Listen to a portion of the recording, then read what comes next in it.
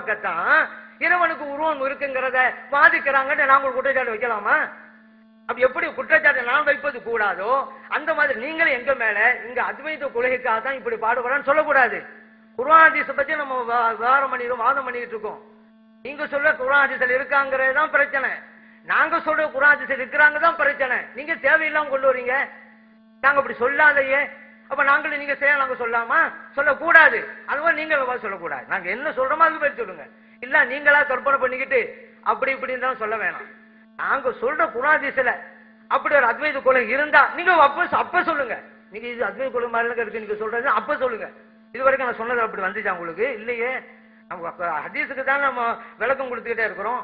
அடுத்து ஒரு கருத்தை சொன்னாங்க, அப்ப முகமெல்லாம் அழிந்து போய்விடும் அப்படின்னு சொன்னாக்கா இறைவனே தான். அப்ப அவங்களும் ஒப்புக்கொண்டாங்க இறைவன் உருவம் இருக்கு. அப்படியா? நான் அப்பவே சொன்னேன் இறைவனுடைய உள்ளமை உஜூதுன்னு தானே சொன்னேன், அல்லாஹ் உருவம் இருக்குன்னு நான் சொன்னேன். எல்லாம் அழிந்து போய்விடும், இறைவன் முகம் மட்டும் இருக்கும் என்றால் இறைவனே இருப்பான், இறைவனுக்கு உருவம் இருக்கும் நான் சொன்னேன். இறைவன் இருக்கிறாங்கிறத நானும் நீங்கள் ஒப்புக்கொண்டிருக்கோமாங்க. நம்ம ரெண்டு பேரும் ஒப்புக்கொண்ட கருத்தை இல்லைங்க நான் சொன்னேன். அவரு ஒப்புக்கொண்டார் இறைவனுக்கு உருவம் இருக்கு. அப்படியா? அப்படி பார்த்தா அப்ப நான் சொல்லலாமா? அப்ப நான் இப்படி சொன்னதுனால அந்த வசனத்துல இறைவனுக்கு முகம் இல்லைன்னு அவங்க ஒப்புக்கொண்டாங்க, அப்ப நான் சொல்லவா? அப்படி மாறி வரும்ல. அவர் ஒப்புக்கொண்டாரு முகம் இல்ல இதுதான், அப்ப இவங்களும் முகம் இல்லைன்னு ஒப்புக்கொண்டாங்க, என் கருத்து வந்துட்டாங்க நான் சொல்லவா? அங்க இறைவனுக்கு அந்த முகம் என்பது இறைவன் அப்படி அர்த்தம் வச்சோம், இறைவனுக்கு உருவம் அப்படின்னு நாங்க சொல்லவே கிடையாது. அடுத்து இன்னொன்னு சொன்னாங்க, ரெண்டு உருவம் வழங்குங்க. நீங்க எல்லாம் நினைச்சா எதுவும் செய்ய முடியுமில்லைங்க. அப்படி இங்கதான் ஆபத்து இருக்கிறது. அப்ப இறைவன் நினைச்சா தன்னை மாதிரி தனக்கு உதவிக்கு ஒரு கடவுளை அமைத்துக் கொள்ளலாமா? இது மற்ற மத சித்தாந்தத்துக்கு அல்லவா வழிவகுக்கிறது. ஒரு கடவுள் இருந்தாரு, தனக்கு துணையாக இன்னொரு கடவுள் வேணும்னு உருவாக்கி கொண்டாரு அப்படின்னு பல மதங்கள்ல பாக்குறோமாங்க. 2 கடவுள் 3 கடவுள் எப்படி வந்துச்சு?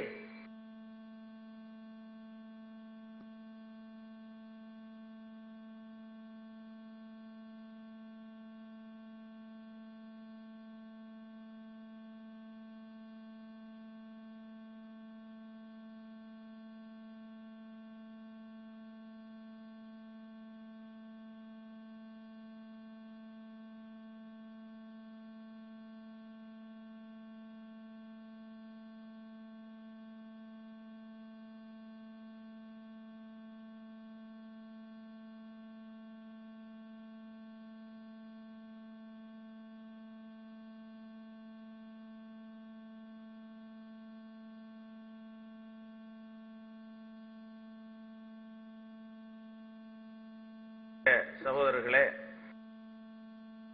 இப்போதே உங்களுக்கு என்ன உண்மை என்பது தெளிவாக இருக்கும்.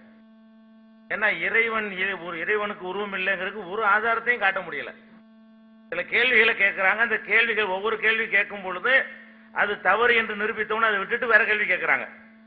என்ன கேட்கிறாங்கன்னா, ஒரு காலா இருக்கால் அதுக்கு பதில் சொல்லணும் அப்படிங்கிறாங்க.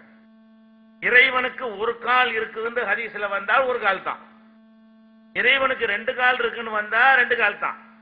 ஆனால் இந்த ஹதீஸ்ல ஒரு கால காட்டுவான்னு தான் வருதே தவிர ஒரு கால் இருக்குன்னு வரல. ஒரு கால் இருக்குன்னு ஹதீஸ் வந்தா ஒரு கால் தான் சொல்லணும். ஒரு கால காட்டுவான்னு சொன்னா அல்லாஹ் விட்டுருவோம். நம்ம ஷேக் அப்துல்லா ஒரு கையை எண்ணி காட்டினார்னா என்ன அர்த்தம்? ஒரு கை இருக்குன்னு அர்த்தம் வருமா? ஒரு கையை காட்டினார்னா காட்டினது ஒரு கைன்னு அர்த்தம் வருமா? இருக்கிறதே ஒரு கைன்னு அர்த்தம் வருமா? ஒரு கால்னால பண்ட உதைச்சாருங்கிறோம், இன்னும் ஒத்த கால் உனக்கு எப்படி சொல்ல முடியுமா? அந்த ஒத்த காலில் உதைச்சான். அதை ஒரு செயலோட சேர்த்து சொன்னால் அதை அதோட புரிந்து கொள்ளணுமே தவிர உறுப்பை எண்ணுவதற்கு இது ஆதாரமா யாராவது எடுக்கலாமா? சிந்திக்கிற யாராவது இதுல இருந்து அந்த விளக்கம் எடுக்கலாமா? அதான் அதற்கான பதில். எத்தனை காலு அது இனிமேல் வரப்போறோம். இப்ப உருவத்தெல்லாம் நிக்கிறோம், இனிமே முகம் கை ஒண்ணுக்கும் உங்களுக்கு பதிலே சொல்ல இயலாது. அதுதான் சக்தி அப்படி எல்லாம் சொல்லுவீங்களா? அதெல்லாம் முடியாத அளவுக்கு அழுத்தமான ஆதாரங்கள் அடுக்கடுக்க இனிமேல் வரப்போகுது. இப்ப உருவம் பேசிக் ஃபர்ஸ்ட், அப்புறம் முகம் காலு எல்லாமே வரும். வருஷம் எத்தனை காலுங்கிறீங்கல்ல அதெல்லாம் வரும். உங்களுக்கு இதே மாதிரி அப்ப பதில் சொல்ல முடியாது. அடுத்து என்னன்னு கேட்டா, ஹதீஸ் யார் மறுத்தா விளக்கம் தான் தப்பு அப்படிங்கிறாங்க. ஹதீஸ அப்படி சொன்னது யாரு? விளக்கம் கொடுத்தது யாரு? விளக்கம் நாங்க கொடுத்தோமா? இறைவன் உருவத்தில் வருவான் நேரடி அர்த்தம்.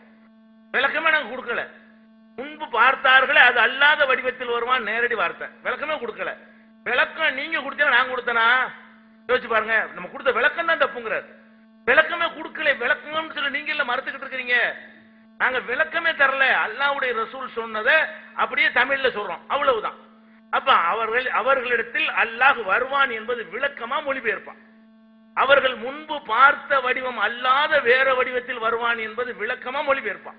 அப்ப உங்க விளக்கத்தை தான் நாங்க தப்புன்னு சொல்றோம்னு எடுத்து வைக்கிறாங்க பாருங்களேன். விளக்கமே சொல்லல. நம்ம விளக்கம்னு சொல்லி அவங்க தான் மனோவிசை பிரகாரம் ஒரு டைவர்ட் பண்றாங்களே தவிர நம்ம விளக்கமே சொல்லல, உள்ளதான் அர்த்தம் செய்யறோம்.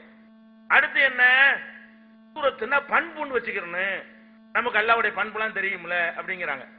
இப்ப அல்லாஹ் ஒரு பண்புல வந்துட்டான், அத மக்கள் பார்த்துட்டாங்க. அது அல்லாத வேற பண்புல வந்தான். இல்ல பண்புல எப்படி மாறுறதுன்னு கேட்கிறேன். உருவத்துல மாறுறது நமக்கு அறிவு ஏத்துக்கிறது. அப்ப அல்லாஹ் பண்புல வந்தானா, பண்புல வந்தா எப்படி மக்கள் பார்ப்பாங்க? பண்புல வந்திருக்கிறான். பண்புல என்ன செய்யறான், அதுக்கப்புறம் முந்தி பார்த்தார்களே ஒரு பண்பு, அது அல்லாத வேற பண்பில் வந்தார்கள் அப்படின்னா பண்புங்கிற அப்படிலாம் மாறுமா? இது மீனிங்லெஸ்ஸா தெரியலையா?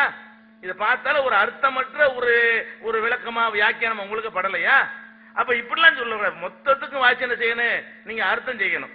இன்னும் சொல்ல போனா அப்புறம் ஒரு விஷயத்தை வாபஸ் வாங்க சொல்றாரு. எல்லா இடத்திலும் இறைவன் இருக்கிறான் நாங்க சொல்லவே இல்லை, அப்படி நீங்க சொல்லிட்டீங்க வாபஸ் வாங்கணும். கண்டிப்பா தவற சொன்னா வாபஸ் தான் வாங்கணும், அதில் மாற்றுக்கிறதுலாம் கிடையாது.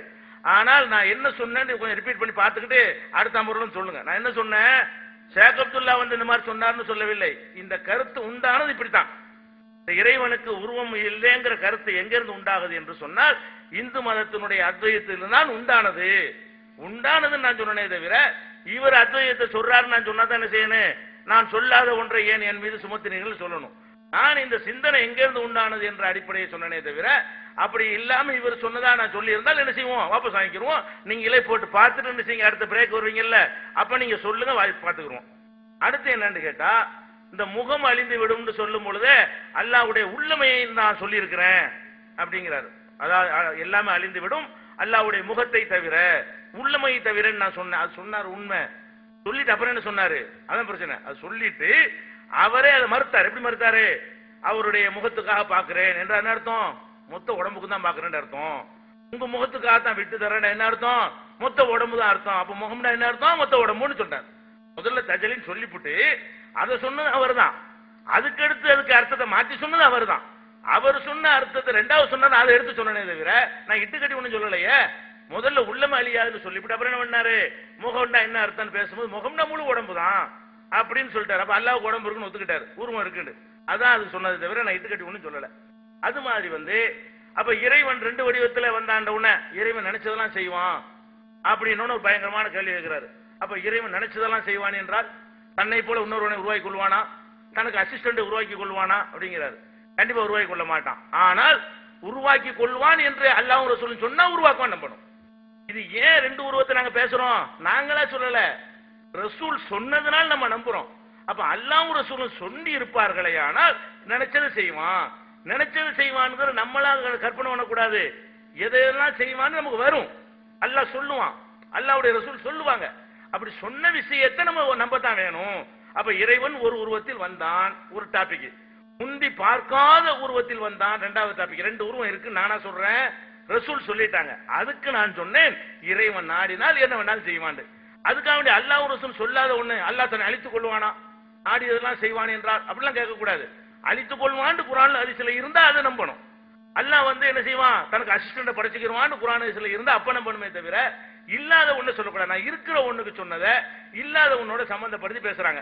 அடுத்ததாக இது சம்பந்தமா இன்னும் சில ரிவாயத்துகள், சில அறிவிப்புகளை உங்க முன்னாடி வச்சுட்டா தான் இதே தொடர்பு, இந்த ஒரு செய்தி தான் நிறைய விஷயங்கள் வைக்க வேண்டி இருக்கிறது. இந்த ஒரு செய்தி தொடர்பாக என்னென்ன மாதிரி வாசகங்கள்லாம் வருதுங்கிறத நீங்க பாருங்க. அப்ப எபுகா ஹாதிகள் உம்மத்து ஃபீஹா ஷாபியுஹா முனாஃபிகுஹா, முனாஃபிக்குகள் உள்பட எல்லா முஸ்லிம்கள் அங்க தங்கி விடுவார்கள். இது வேற ஒரு ரிவாயத்து. இது புகாரியில 7434 7434 அந்த நம்பர்ல இருக்குது. என்ன இருக்குன்னு கேட்டா, யஅதிஹுமுல்லாஹு, அவர்களிடத்தில் அல்லாஹ் வருவான். அல்லாஹ்வுடைய பண்பு வராது, அல்லாஹ் வருவான். யகூல் அன ரப்புக்கும், நான் தான் உங்கள் இறைவன் என்று சொல்லுவான். யகூலுன, மக்கள்லாம் சொல்லுவாங்க, ஹாதா மக்கானுனா ஹத்தா ஏத்தினா, அவன் இறைவன் இங்க வர்ற வரைக்கும் நாங்க இதை விட்டு அசைய மாட்டோம். எல்லாரும் சிலை வணங்கினவன் சிலையோட போயிட்டான், சிலுவையை வணங்கினவன் சிலுவையோட போய் நரகத்தில் விழுந்துட்டான். நாங்க இந்த இடத்த விட்டு அசைய மாட்டோம் எது வரைக்கும், ஹத்தா ஏத்தியனா ரப்பு